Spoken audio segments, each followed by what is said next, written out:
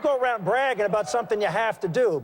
Michael Dukakis balanced the budget for 10 years. Does that make him qualified to be president of the United States? I don't think so. The bottom line is, what you did was you used federal dollars to fund the government takeover of health care in Massachusetts. Used it as, and Barack Obama... Arlen Specter? Well, I'll get to that in a minute.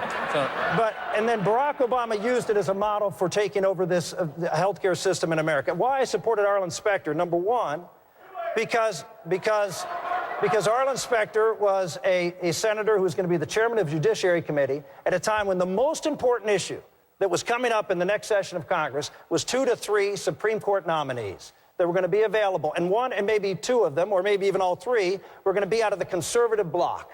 And Arlen Specter, as chairman of the Judiciary Committee, we had a conversation. He asked me to support him. I said, will you support the president's nominees? We had a 51-49 majority in the Senate. He said, I'll support the president's nominees as chairman. Every nominee Arlen Specter supported from the time he took on Judge Bork and saved Justice Thomas, every nominee that he supported passed. Why? Because it gave Democrats cover to vote for it, and it gave Republican moderates cover to vote for it. Think Pat Toomey would do that? No, because he wouldn't have been able to give the moderate Republicans and the conservative Democrats the leeway to then support that nominee, which is exactly what Arlen Specter did. He defended Roberts, defended Alito. We have a 5-4 majority on the court that struck down that case that you just talked about and is there as a guardian of liberty. And I did the right thing for our country. Well, let me tell you, Arlen Specter...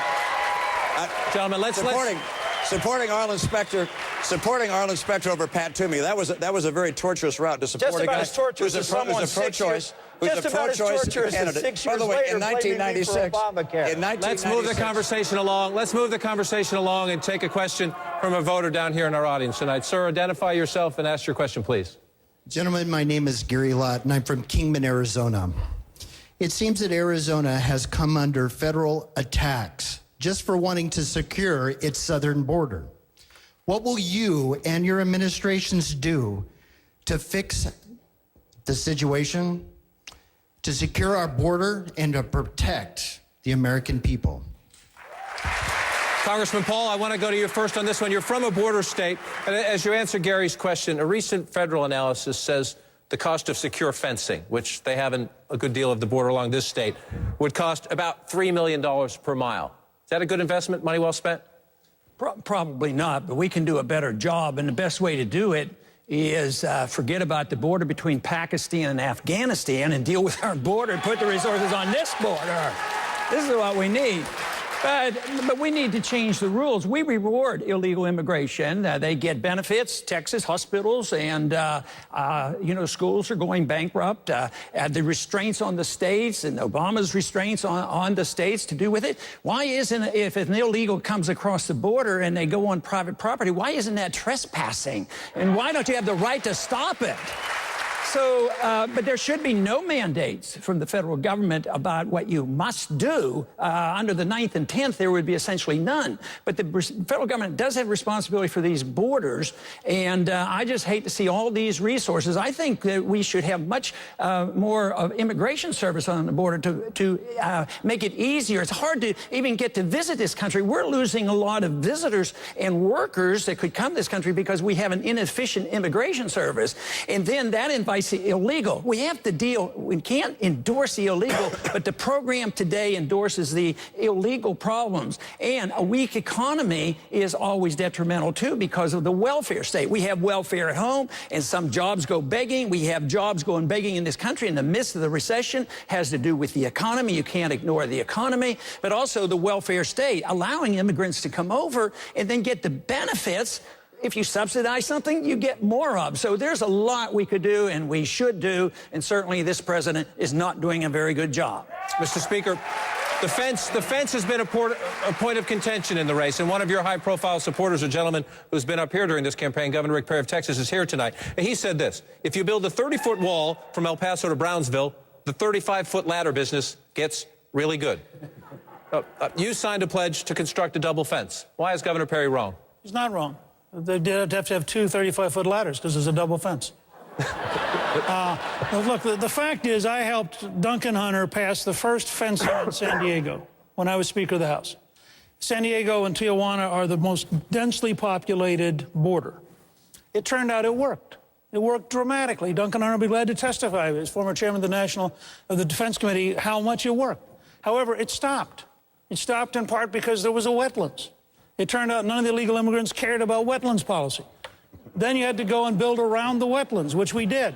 The further we have gone with the fence, the fewer the people have broken into California. Now, the thing that was fascinating, though, John, is you quoted a government study of how much it would cost. That's my earlier point. If you modernize the federal government so it's competent, you could probably do it for 10% of the cost of that study. The fact is, what I would do, I have a commitment at Newt.org to finish the job by January 1, 2014. I would initiate a bill that would waive all federal regulations, requirements, and studies. I would ask Governor Brewer here, I would ask Governor Martinez, Governor Brown, and Governor Perry to become the co-leaders in their state. We would apply as many resources as are needed to be done by January 1 of 2014, including, if necessary, there are 23,000 Department of Homeland Security personnel in the D.C. area. I'm prepared to move up to half of them to Arizona, New Mexico, and Texas. This is a doable thing. Governor Romney, the border security is part of the equation. What to do about whether it's 8 or 11 million illegal immigrants in the country now is another part of the equation. And Sheriff Joe Arpaio, who's with us tonight from Maricopa County, he's in the audience. He told me this week here in Mesa, these are his words. It's, quote, political garbage, if you will, to not arrest illegals already in this country. You've talked, Governor, about self-deportation. If businesses do their job asking for the right documents, the people will leave. But what about arresting? Should there be aggressive, seek them out, find them, and arrest them, as Sheriff Arpaio advocates? You know, I think you see a model here in Arizona. They passed a law here that says that people who come here and try and find work, that the employer is required to look them up on E-Verify. This E-Verify system allows employers in Arizona to know who's here legally and who's not here legally. And as a result of E-Verify being put in place, the number of people in Arizona that are here illegally has dropped by some 14%, where the national average has only gone down 7%. So going back to the question that was asked, the right course for America is to drop these lawsuits against Arizona and other states that are trying to do the job Barack Obama isn't doing,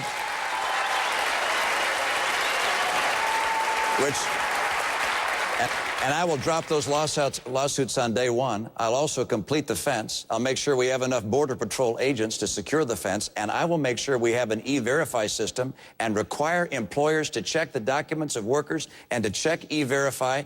And if an employer hires someone that has not gone through E-Verify, they're going to get sanctioned just like they do for not paying their taxes. You do that, and just as Arizona is finding out, you can stop illegal immigration. It's time we finally did it. Senator Santorum, we've had the conversation about the border and the fence. Governor Romney talks about E-Verify, making sure businesses are doing their part of the equation. What about the individual?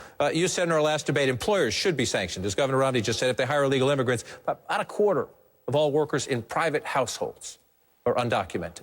What about the homeowner who hires somebody as a household cleaning worker, as a nanny perhaps? Does that person, if you're going to be consistent, have enforcement across the board, should that person be sanctioned? I'm not going to require homeowners to do E-Verify. I think that's one step too far. But I think what we need to do is to give law enforcement the opportunity to do what they're doing here in Arizona, what Sheriff Arpaio was doing here before he ran into some issues with the federal government, which is to allow folks to enforce the law here in this country, to allow people who are breaking the law or are suspicious of breaking the law to be able to be detained and deported if they're found here in this country illegally, as well as those who are trying to seek employment. This is enforcing not just upon the employer, but on those who are here illegally and trying to do things that are against the law, like seeking employment here. It's a tough policy question, obviously, and this state has been part of the driving force. It also becomes, especially for four gentlemen who would like to be the next president of the United States, it's a difficult political question in the sense that the Latino population is the fastest growing demographic in our country, and some Republicans, Marco Rubio, for example, a senator from Florida that all of you have complimented, said could be a leading force in your administration if you're elected. He said this recently. He says he worries that some of the rhetoric used by Republican politicians on this issue has been harsh, intolerable, inexcusable. Mr. Speaker, is he right? I don't know who he's referring to, so I'm not going to comment in general on a statement. Is there somebody somewhere who's done that? Sure. Was it also intolerable for President Obama to go to El Paso and make a totally demagogic speech in which he fundamentally, the great failure here I voted in 1986 for the bill which was supposed to solve all this, which Ronald Reagan signed. And in Reagan's diary, he says, I signed this bill because we have to get control of the border, and we have to have an employer-sanctioned program with a guest worker program. Now, all of us who voted for that bill got shortchanged on everything we were supposed to get. President Bush couldn't get it through. President Obama can't get it through. I believe you cannot pass a single large comprehensive bill, the 2,700-page kind of bill you're describing. I think you got to go one step at a time. The first step is to control the border. I don't believe anybody who's here legally, and I talked last night, for example, with folks who are of Hispanic background from Nogales, who are in the import-export business dealing with Mexico every day.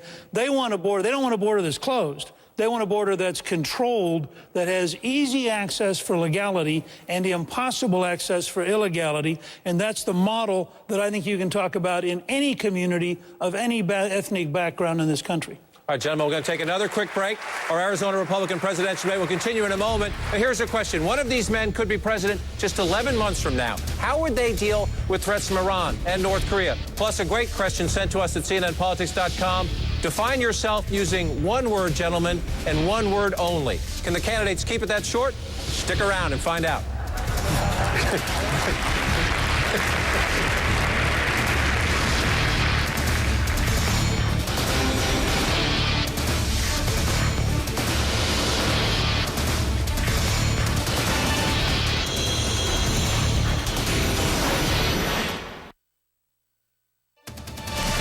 We're just moments away from getting the answer to this question from a viewer. Please define yourself using one word and one word only. A lot of excitement here in Mesa, Arizona, and a lot more of our Republican presidential debate just ahead. Please stay with us.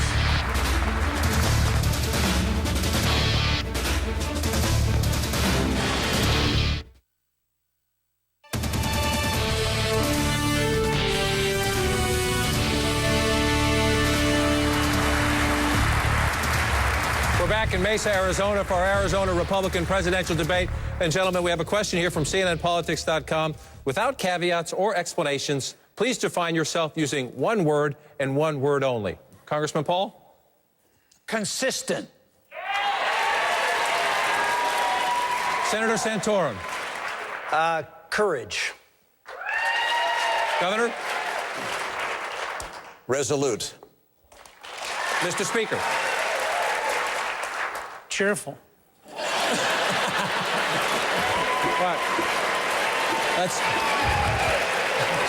That was a good exercise. Let's move our conversation now.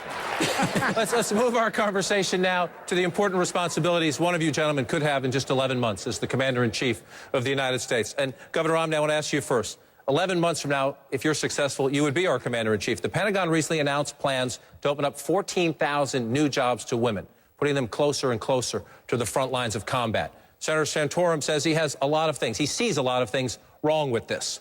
What do you think? I would look to the people who are serving in the military to give the best assessment of where women can serve. We've had over 100 women lose their lives in the conflicts in Iraq and Afghanistan. I was with Governor Bob McDonnell. His daughter has served as a platoon leader in Afghanistan. He said that she doesn't get emotional when she faces a risk. He's the one that gets emotional as she faces that kind of risk. And I believe women have the capacity to serve in our military in positions of significance and responsibility, as we do throughout our society. I do think that the key decisions that are being made by this administration, by President Obama, however, related to our military, are seriously awry. This is a president who is shrinking our Navy, shrinking our Air Force, wants to shrink our active duty personnel by 50 to 100,000, is cutting our military budget by roughly $1 trillion. The world is more dangerous. It is not safer. North Korea is going through transition. The Arab Spring has become the Arab winter. Syria is in flux. And of course, Pakistan with 100 nuclear weapons or more represents a potential threat. Northern Mexico is a real danger area. I mean, looking around the world, you have Hezbollah in Latin America and Mexico. I mean, we face a very dangerous world. The right course is to add ships to our Navy, to modernize and add aircraft to our Air Force, to add 100,000 troops to our active duty personnel, and to strengthen America's military. I want to get to some of the hot spots Governor Romney just mentioned. But Speaker Gingrich, on the question of a more prominent combat role for women, good idea or bad idea? Well, I think it's a misleading